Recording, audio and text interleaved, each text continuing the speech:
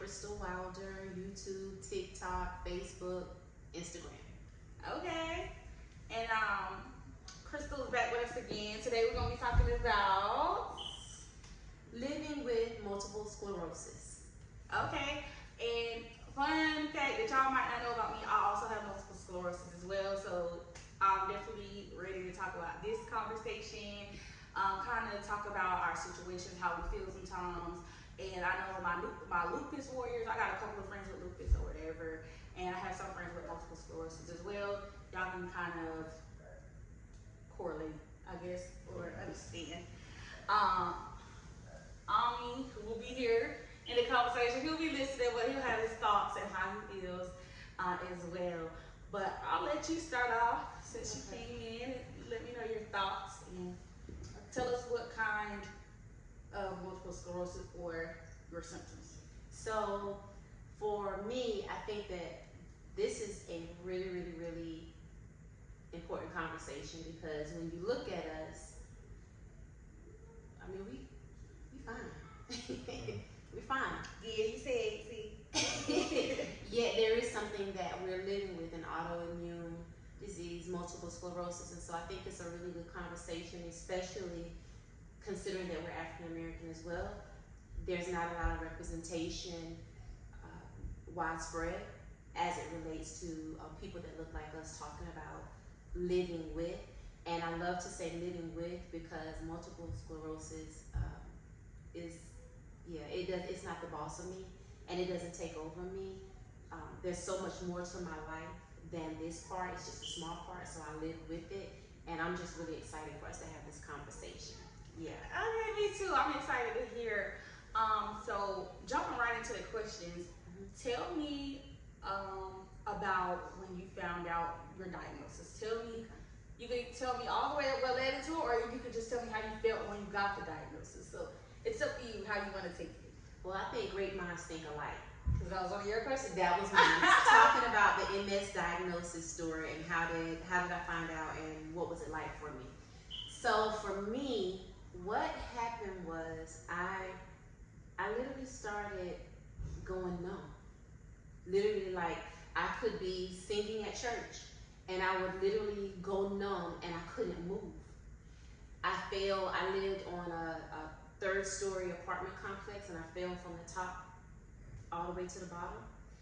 And I started having like really, really strong muscle spasm where my body would kind of contort and it would just lock and I couldn't do anything. So I went to the doctor because I'm like, this is not right. This is not normal. I'm really young and I don't know what this is, but it's not right. So I went to my primary and she agreed it's not right.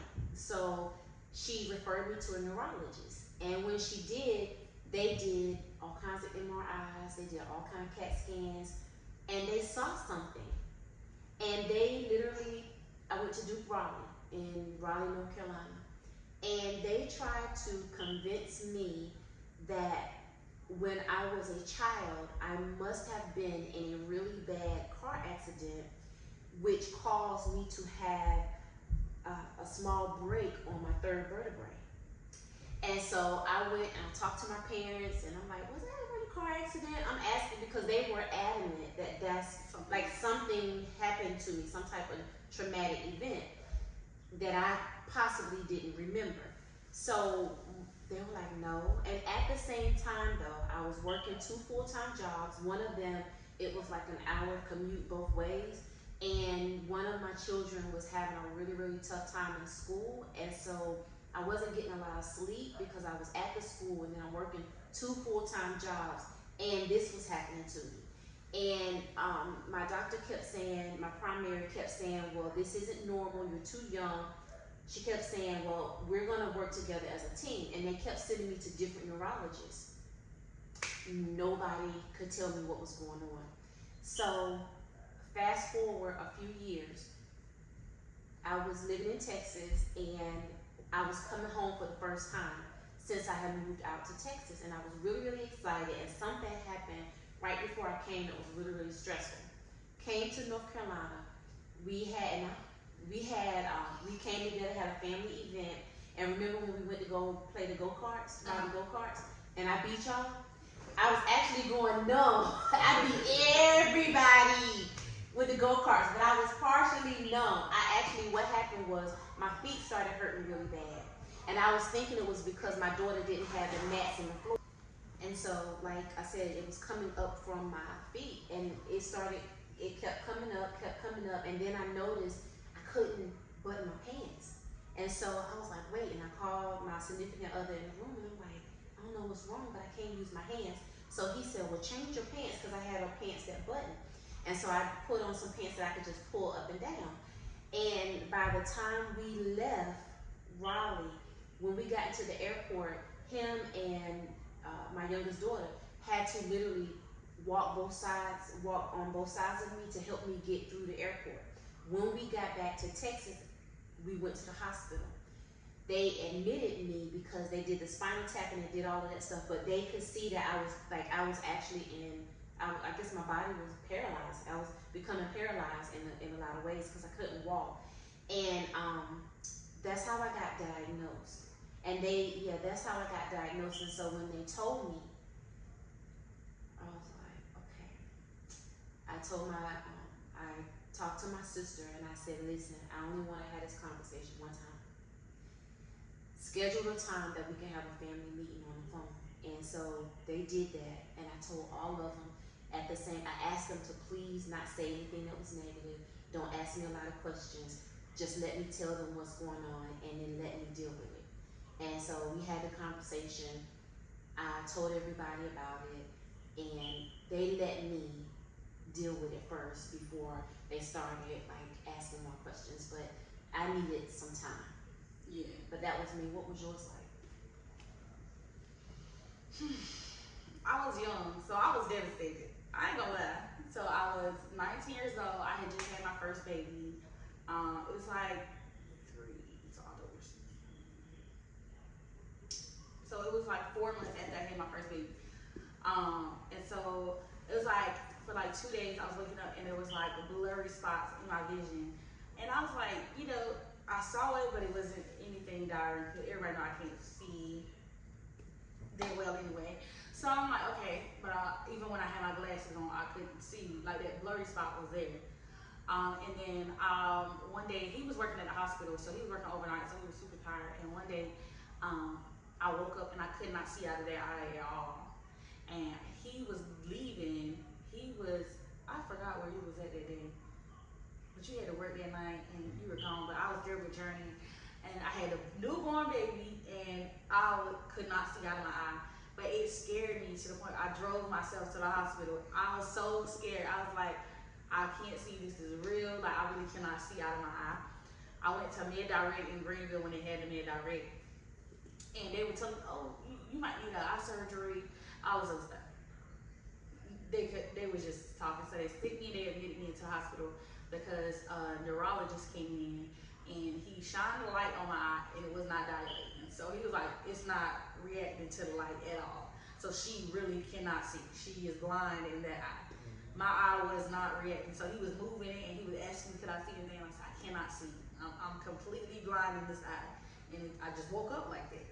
So I was freaking out. So my grandma came, they got the baby. Omni was working night shift, but I think he ended up.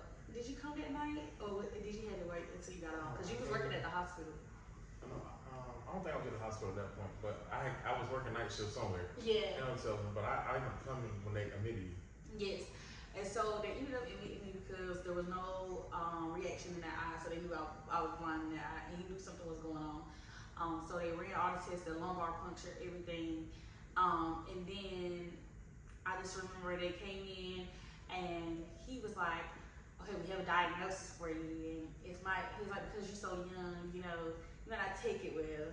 So the way he was saying it, like, and then everybody just came to the light, they were just super, like, they started treating me like, oh my gosh, like, it was so sad. So when I was like, what is it? Like, what's going on? But I knew because my aunt, she had multiple sclerosis. But she's like wheelchair bound, like, so I knew what it was, but I didn't know what it was. So when they told me, I was like, well, at least we working towards knowing what it is.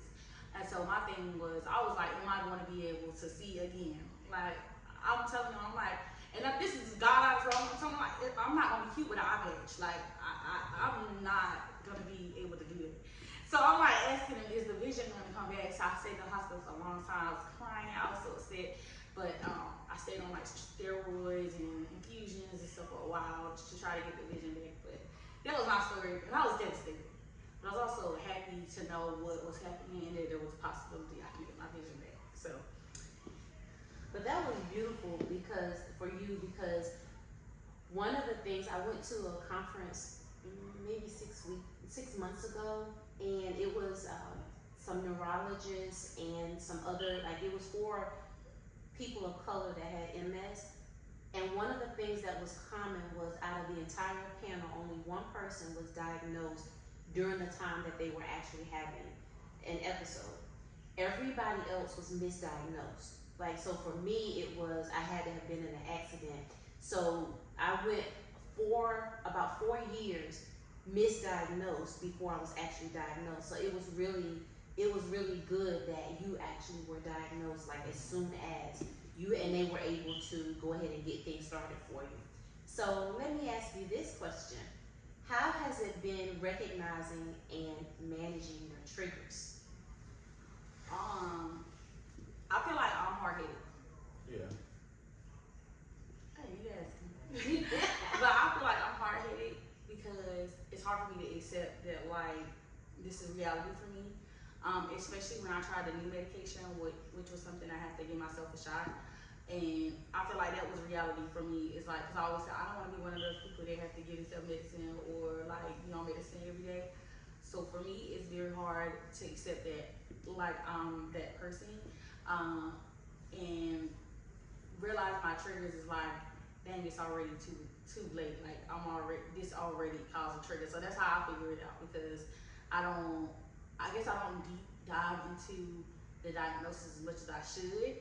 So it's like, this affects me. This makes me feel bad. Now I gotta suffer for 7 days, 8 days, however many days until my body can rejuvenate and bounce back. So it's like, yeah, that's how I figure out my trial and error. Okay. So for me, the first time, again, I was misdiagnosed. Yet I was insightful enough to say, okay, I'm doing too much. I'm working 2 full-time jobs. I'm running back and forth up to this school. These people will not stop calling me. Like, so I literally had to cut out a lot of things in my life because I felt like I was under a lot of pressure and stress. Not knowing that I had MS. But what did start happening was those symptoms of like literally going numb or having those spasms where I can't move, like all those things stopped. So I never thought about it again. But now that I understand that I am living with multiple sclerosis, it's really important for me to understand my triggers. And I always say God got a sense of humor. Because now that I know that stress, so like I know that stress is one of my main triggers. When I start to get stressed, I literally start going numb. The initial parts of paralysis start. So if I'm in a situation and I'm engaging with a person, or I'm in an environment where I start to feel like anxious or nervous or stressed, I literally, like, I start losing sensation in my hands. And then it starts to, and like, you know what? I gotta go. So now I'm listening to my body, and then I'm using what I've learned from the past. So I also learned what I eat. What I eat matters. So when I was first initially actually diagnosed, my significant other, he was like, we're gonna stop eating meat for a month. And we did that, and it was really good, but I noticed that my body felt different. So even now, so that was in 2018. So even now, I don't eat meat every day. And I feel better when I don't eat meat. And I pay attention to what it does do to my body. So if I'm eating too much and I start to feel changes in my body, I stop. Another thing is I'm being proactive. I was just telling you to check. No, keep talking. No, he ain't gonna stop it. I just want to make sure it's still going. Still going? Yeah. Okay. Okay.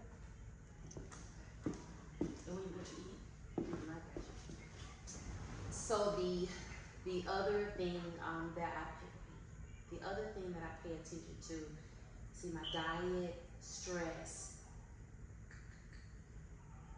Oh my gosh, I literally just forgot. It's okay, it's gonna come back to you, I promise. I forgot. I do the same thing all the time. Diet, stress. Oh, being proactive.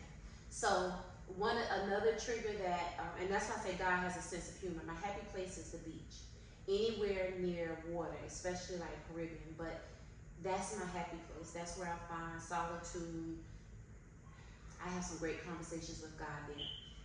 But I can't. The ultraviolet rays do a lot for me. So what I have done is I have researched and I found hats that have the ultraviolet protection in them so that I can still go to the beach and I can, if I'm walking outside, then I can wear a normal hat, but it's an ultraviolet protectant.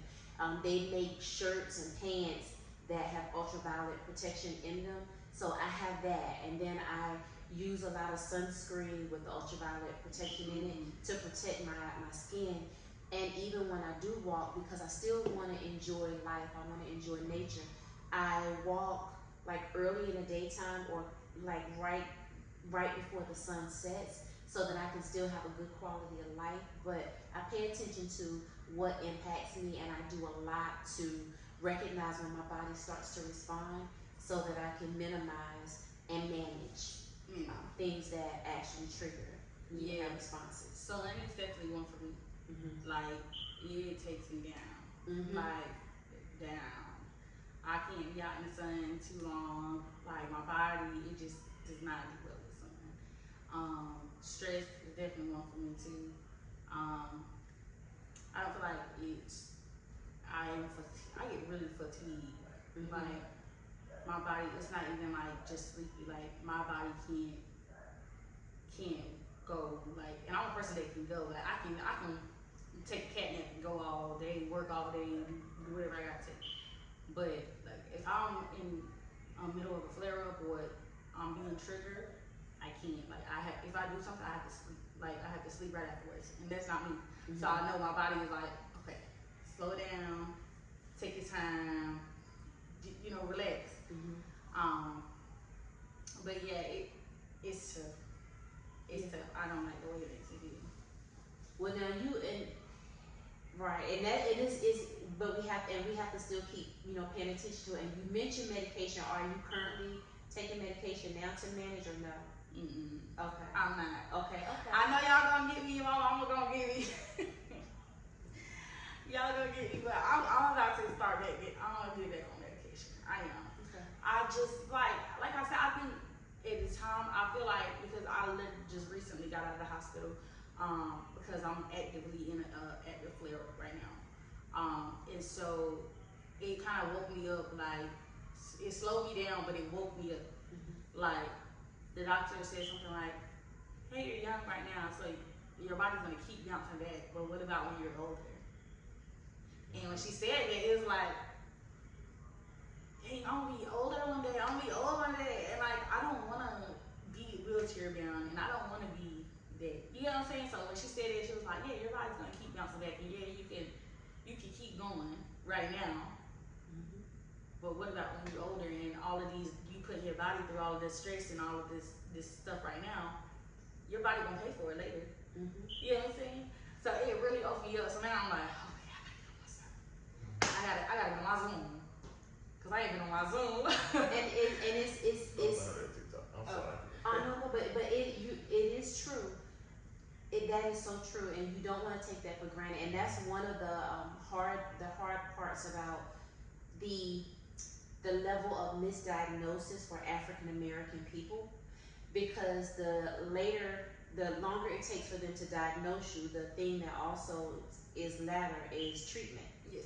So everybody has to wrap their mind around the diagnosis, and everybody does it different. And it's a judge-free zone for me, because when I was initially diagnosed, I didn't want to take medication because I heard like all these things that people said.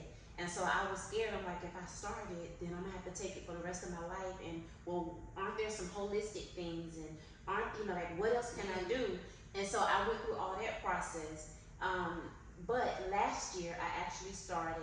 It's called Mavenclad, and I was actually at a spa, and boy, you heard of those yoni steams? Okay, so we were getting yoni steams, right? So listen, you get information wherever, right? Yeah. We both, all three of us, it was three ladies, all of us were black, and we were getting yoni steams, and we was just having general conversation, and she mentioned something, and somehow we both recognized we are living with MS.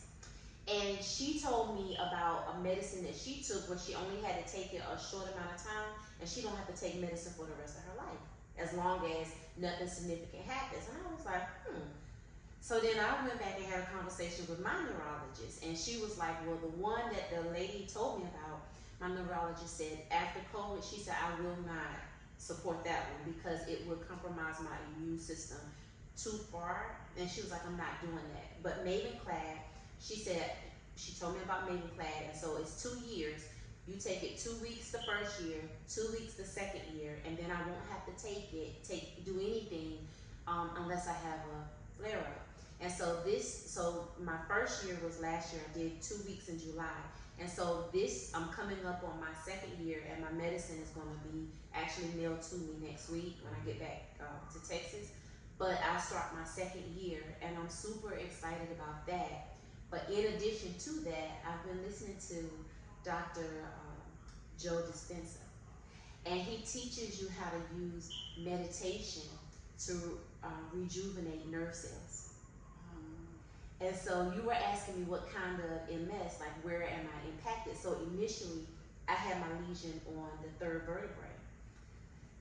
However, after that, I was living under a lot of stress for about 4 years. And I went from having that one lesion to going for an appointment in 2022. And when my neurologist got the MRI results back, she turned around and she looked at me and she said, Crystal, what is going on in your life? She said, Crystal, you're not going to be able to live like this. My brain, when she showed it to me, and it literally, like, I don't know if your neurologist showed you, but it shows you slice by slice. So I only had a lesion on my third vertebrae, but in that 4 years, my brain lit up like a Christmas tree. And all down my spine. So the stress that I was living in and under was literally killing me. And she was like, you cannot do that. And so that's another reason why I decided to get started on the Mavenclad, because there's so many things I can't do.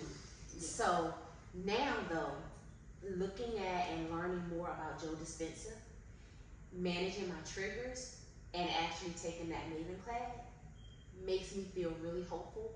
And I'm getting we didn't talk about this one. Yeah, my gait. I don't know about yours, but my gait changed. And I was walking staggered. And like if I walk maybe not even a quarter of a mile, I start to walk like I'm drunk. But now I can walk miles straight. Yeah. So my gait is better. So now I'm improving. Yeah. And my strength. Like all of those, so I do strength training too. Yeah. But those are some of the things that I do. But I do want to ask you something, Yes, ma'am. because one of the things I learned too at that conference that I went to, it's really important for family to be involved, because Jelly, you mentioned like how you feel tired and fatigued, and a lot of people, because you're beautiful, you are a go-getter, you do a lot of things and wear a lot of hats, and so it's hard for people to see you do all of that and understand that there are some limitations at times. So Omni, for you living with her and you see her in those times when she's like really exhausted and when she's in pain, and you see what it looks like living with MS, what is it like for you to be a support to her, and what role do you play in that with her? Yeah, like the first part is just knowing her signs and her triggers. You know what I'm saying? Like kept picking up on, like when we came home from the beach. I know she's fatigued. It's obvious. You know what I'm saying? So it's like being with her since she's been diagnosed. I kind of realized like when she's going through a flare, even if she don't want to tell me. So I'm constantly, babe, you okay? Babe, go lay down. I'm gonna handle the kids. Don't worry about nothing today. I got the kids. I'm gonna make sure they get to school. It's just making sure that I'm supportive of her, that she know that she's gonna be okay, and also picking up on the signs, even though she don't want to tell me. And we joke about it all the time. Cause I say she's hard headed. You know what I mean? So I try to get her to take it serious. You know what I mean? Like I know you. I don't want to make you feel bad, but I want you to realize like we want you to live. You know what I'm saying? Like we want you here with us, and I know support her diets. Like I go on fast with her, switch up my whole day. I love to eat, so that's a big step for me. But we've been on the fast for almost 3 months now. No beef and stuff like that. So I just try to support her as much as I can, Miss Crystal, with whatever. Taking the load off her back, just letting her relax for a week or two. Just doing all I can as her husband. And that's the thing. A lot of times they'll see it before you do because you'll keep pushing on. So what does it for you having that support and that presence? Like what is that for you? What is that like for you? It means a lot to me because like me, I'm always trying to go, and like he just like sit down, like I even cleaning up. Like he'll get up, like he gotta clean the kitchen and everything. He don't really like cleaning no dishes. Like he'll clean up. Well, dishes is not his thing. But I know he got up before me and did it because he know if I got up, I'm gonna get up and start cleaning up. So it means a lot to me because it's like the little things I know. It's like I know you hate washing dishes, but you're gonna do it just because you already know I'm gonna jump up and do it when you want me to lay down. Or like me, I'm extremely tired right now, so he's gonna tell me as soon as I finish to go to sleep. And like I try to like stay up and like entertain him because I'm asleep all day. Like I'm sleeping all day, and I don't want him to be bored. But he's like, I'm gonna be here when you wake up. Like I'm gonna be here when you wake up. Lay down. Go to sleep. And I like that, but it's like, I'm like, dang, you ain't bored without me? You don't miss me? I'll sleep all day, you don't miss me? He's like, I'll be here when you wake up. I'm not going nowhere. Like, just go to sleep, lay down, relax. So it's good to have that because I also think about like single moms and stuff. Like, if I'm a single mom, like, I don't know, like, how I'm supposed to get a break? You know what I'm saying? How I'm supposed to like take care of my kids? So I am thankful. I'll say that. Yeah, because sometimes and it's really awesome. Like I love what you were saying, Ami, and how you are like you anticipate. Like even when you're very proactive, you observe. You're actually it's not just that y'all are in the house. Like you pay attention to things, and you actually create an out for her that doesn't make her feel guilty. Yeah. Because sometimes you feel guilty. You feel like, well, I'm not doing enough, or I'm not this, but you actually, it sounds like just from listening to you, like it really means something to you to make sure that she's okay. Yeah, and what that does is it decreases some of the stress. Yeah. And take the pressure off. Yes, like his biggest thing is like sleep because you're not stressing when you sleep, and that's gonna level you out. I'm just sleep, just like I want her to relax, Miss Crystal. Like Joe. Like she said, she wear a lot of hats, and like that's why I told her it's a lot of things in my business that I got to start doing more of too because she wear a lot of hats, and I'm trying to get her like, baby, it's gonna be alright. Like you're fine. Like speaking of what we was talking about in the last episode of always feel like she got to be doing something else. Like no, like at this moment I just need you to relax for a little bit. It's fine to take this month or two off. You know what I'm saying? Like you don't have to go so hard 24/7. We want to figure everything out, and everything's gonna be okay. Like that's all we want her to, just kind of slow down sometimes. When you are having a flare, like take that serious, not try to run through it. You know what I'm saying? Like, all right, let's sit back for a little bit, decompress, figure out what's going on, and try to work through it. And I do have to say something. Like it's good that the doctor was kind of telling you, hey, listen, okay, you young right now, so basically you got a little bit of grace because you're young, and so of course the younger you are, the faster you bounce back. But they're saying, hey, basically, I guess like that rubber band, eventually your bounce back ain't gonna be the same. Right. And so in you hearing that, like, do you actually like do research? Do you read things on MS? Like, what do you do? I'm about to start doing a lot more. Okay. Like because that really opened up my eyes. Like for lack of a word, it scared me a little bit. Cause she like what if it's something, if you let it get so bad that you don't bounce back? Like, even being young, like, you can't tell what's your flip, like, what's gonna happen. People, like my friend, she was in the hospital a week before me, and she was just saying that she was temporarily on a walker, like, out of nowhere. Like, her life changed that quick. So, you know what I'm saying? And she's the same age as me. So it's like, it scared me because it's like, she's telling me like, oh, you won't bounce back because you determined to bounce back, but what if you don't? You know what I'm saying? Like, Yeah. Yeah. what if I tell you right now you don't have to be in a wheelchair? Like, what if you don't? You know what I'm saying? What if you don't bounce back? So I'm definitely gotta do a lot of research. I gotta get together. And there's a neurologist on Instagram, and her Instagram name is Nerdy Neurologist. But and this is another thing. Not all neurologists are created equal. It's true. Because I went to several neurologists that was attached to Duke Raleigh, and they saw the MRI. And then when I requested the records to give to the doctors in Texas, the same MRI, the neurologist that actually specializes in MS knew that that was a lesion. But all those other neurologists that saw those, they didn't recognize it as a lesion. And so it's really important to understand that when you notice different things that's going on with your body, and if it is something that is neurological, definitely they should be trying to rule out. But because there are a lot of neurologists that still don't realize how many African American people actually have it. Because there was one lady, the doctor told her, well, it says you have MS, but African Americans don't have MS. But she literally has MS. But the nerdy neurologist, she is a neurologist that specializes in multiple sclerosis. She has a really strong platform on Instagram, and she does do a lot of different things. So that may be something really helpful for you to check out. Okay. Yeah. I'm gonna send it to my friend that has multiple sclerosis. Please bring up that. What's the neurologist's name that diagnosed you? Dr. Newman. I remember I was there. They couldn't figure out what was going on. She came in. That's one of those ones that you say is different. She was like, we're gonna do this spinal tap and boom, and confirm everything in within 2-3 hours. She came back and she was like, I have your diagnosis. Like, but it was a man. It was several men. And when she came in, she was like, spinal tap. Like, I saw your MRIs. I saw everything I need to see. I need to confirm this, and I need to do a brain scan. And she came back and she was like, okay, I have it. And she was like, I'm gonna send you to my clinic because I want you're young and I want you to take it serious. Yeah. So, and when I got there, the first time I went, she was on me like, do not be one of my patients that does not want to listen just because you're young. And so when the doctor said it when I was at the hospital the other day, it just made me think about how I'm like, if she was to know right now that I'm not on my medicine, she would be so upset. Like, she would be like, we just had to talk. We had to talk every time you come.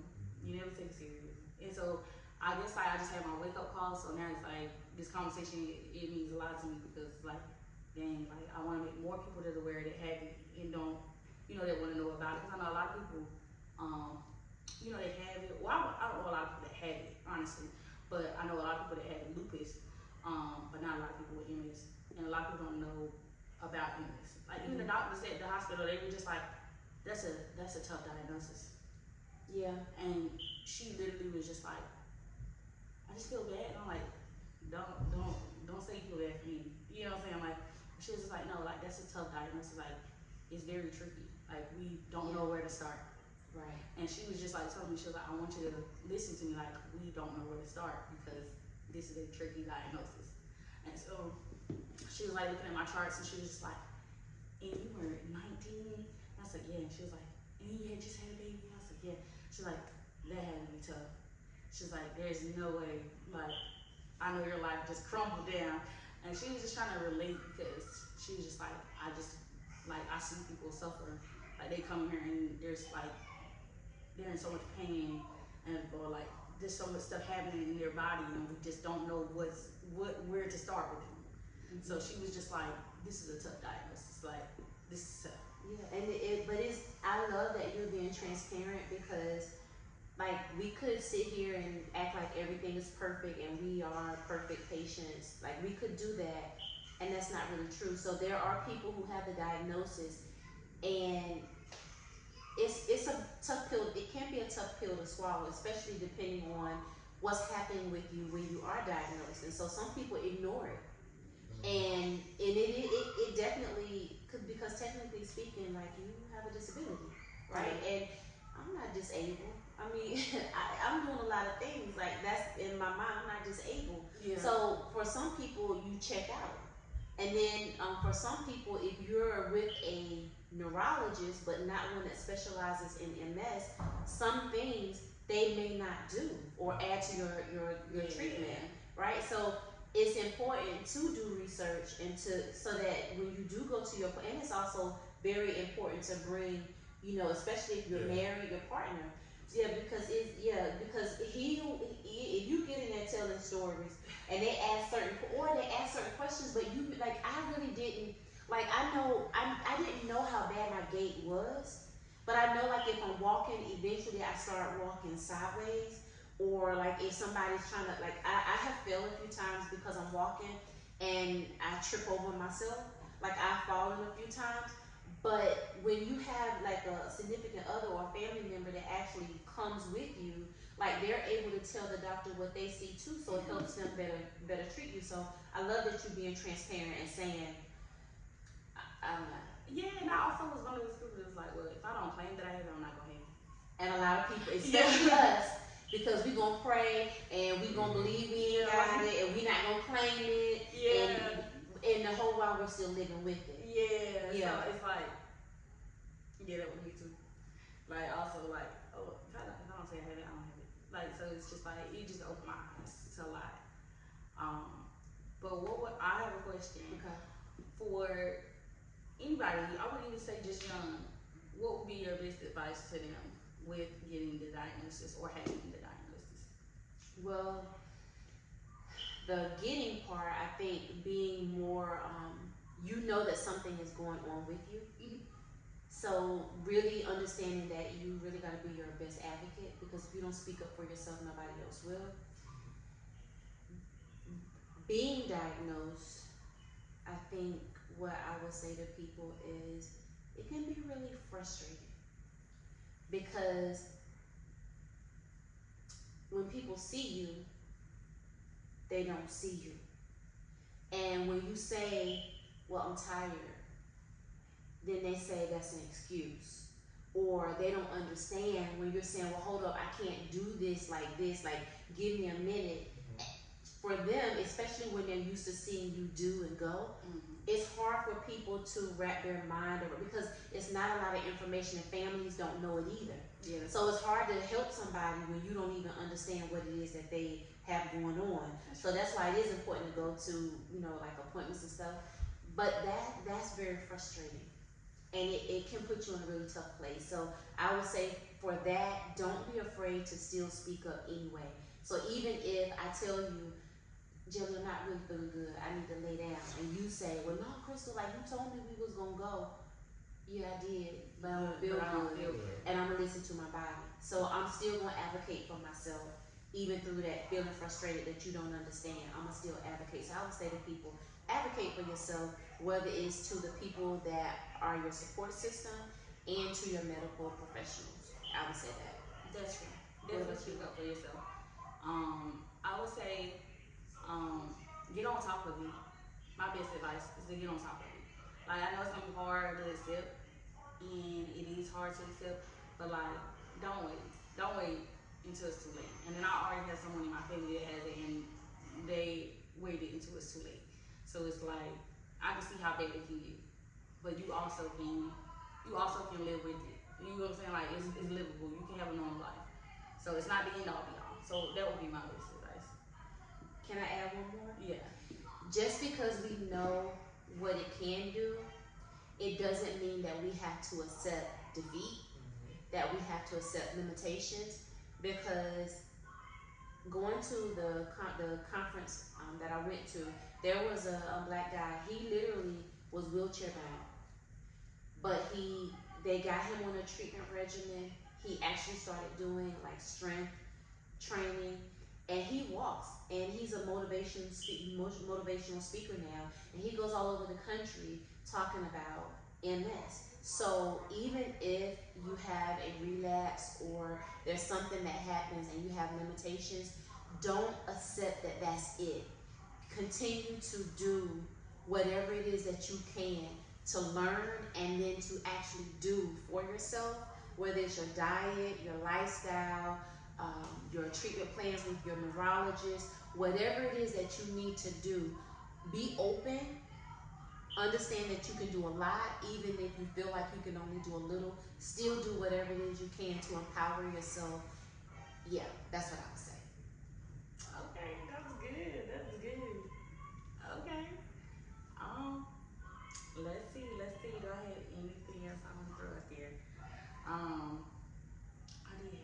Oh my gosh, it's funny. I have one more question. It was the advice. Well, I'll say to you, how is it living with people and family that you know have MS? Like, is it how's it knowing that? I mean, it's not.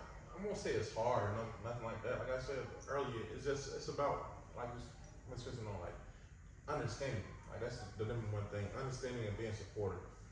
Because some days she just might not be able to do what her life requires her to do sometimes. Not required, but as a mother, as a wife, like of course you want to get up, make sure the house is straight. You want to make sure the kids, send out to school and stuff. Make sure homework done. But you just gotta accept that sometimes she's just not able. Not because she don't want to, just because she's not able to. You know what I'm saying? And like it's as a man, of course, you don't want to see your wife going through that pain. Like, that is it's heartbreaking to me. You know what I mean? Like I wish I could take that away, but it's like I don't know. I just try to be your biggest supporter when I know you're not feeling good. You know what I mean? You're down. And I guess this is a question for both of y'all. Mm-hmm. Are you scared or ever get scared about the future with MS? Like my future, or like what it could hold? And then your would be like, are you scared for the future with living with it? It's not that I'm scared. It's like I just want you to be, more proactive with it. You know what I'm saying?